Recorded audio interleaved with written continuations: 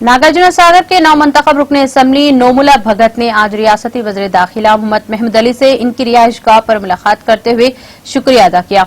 इस मौके पर वज़ीर दाखिला ने नोमुला भगत कुमार की शाल पोशी करते हुए तोहफा भी पेश किया और खुशी का इजहार किया कि नागार्जुन सागर हल्के की तरक्की और अवामी मसाइल को हल करने के लिए मेहनत करें। उन्होंने नौमंतखब रुकन असम्बली को याद दहानी करवाते हुए कहा कि टीआरएस पार्लिमानी पार्टी एक सेकुलर पार्टी है जो रियासत के तमाम मजहब के लोगों की तरक्की के लिए यकसां खिदमत अंजाम देती है। वजीर मौसूफ ने नोमुला भगत कुमार को मुबारकबाद पेश करते हुए मुस्तकबिल के लिए अपनी नेक ख्वाहिशात का इजहार किया।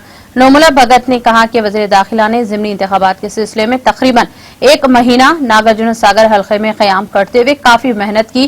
बिलखुसूस मुस्लिम अक़लियतों के हर महल्ले में शिरकत करते हुए इन्हें टीआरएस उम्मीदवार के हक में वोट देने की अपील की, जिस पर मुसलमानों की अक्सरियत ने पार्टी के हक में वोट देते हुए इन्हें भारी कामयाबी दिलवाई है।